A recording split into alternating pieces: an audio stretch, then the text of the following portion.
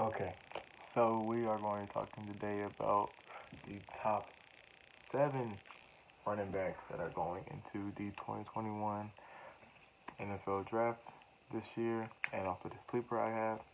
So number one, of course, it has to be Travis Etienne. I just feel like his combination of speed, body control, catching the ball outside the backfield, and just in open field, he's over the top, like the best running back in this class.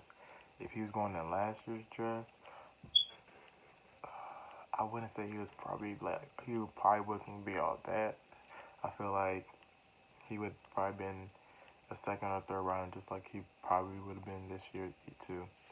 He's not like he's the best in this year's draft, but compared to other drafts, he's just like same most drafts. Anyways, my number 2 is actually going to be Javonte Williams from Carolina. He he might just be like the perfect back that comes out this year. He has the body, he has the build, he can break tackles, he can shifty, he's fast, he has all of it. So I give him that. Number 3 is of course gonna be Naj Harrison out of Alabama.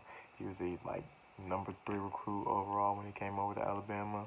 He's been balling out. He runs like a dancing bear, really, like at 6'2", 30. Just watching him play this year, he just runs and jumps like he's like a D'Anthony Thomas. He looks like he's that small. The things that he does, he shouldn't be able to do. But I also believe that also he does a lot of this stuff because he's on Alabama. He's a running back for Alabama.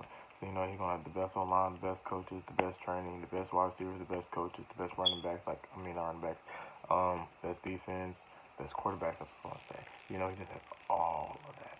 So, yeah. And then you also have my number 4 running back, which is going to be Patterson out of Buffalo.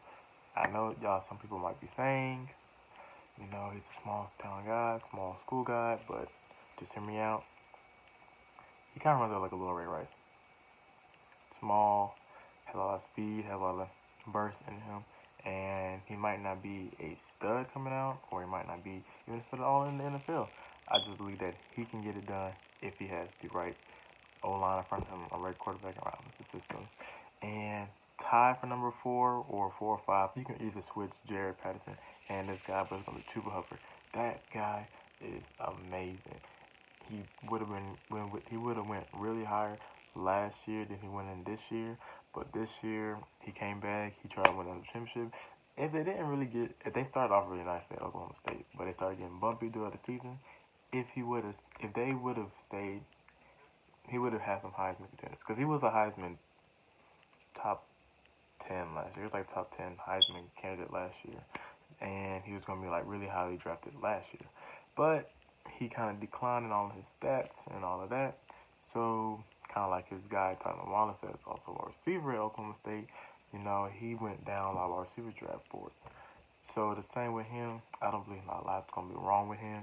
I feel like when he gets to the league, he's just going to get into the league. He's just going to ball out. Depends on everything he gets to. It really all depends on what running back goes to which team, which line, which quarterback they have, or receivers, offensive scheme. It just really all depends. Number 6 is I think Michael Carter from UNC, also from UNC. I like him. He's more of a speed back, he's a pace back. I like him, but I don't think he's going to be all that. I really liked him at Carolina because he was in the 2-back system and all of that. And yeah, so then I kind of forgot the number 7 running back off my head, but my receiver was the sleeper because he plays from my hometown, Greensboro, North Carolina, and that's Mayne from North Carolina A&T. That dude is a beast right there. He kind of must be of a run hard Clyde Edwards-Helaire. He's a really small jukey back with dreads. That dude gonna ball out, kind of like Tariq Cohen did. Really underrated coming out from A&T, but he came in and balled out. Same with him. They gonna ball out. And that was the stuff for this. I'll probably tell you on the next. I'm gonna tell you on the next one. When we do our receivers. All right, y'all.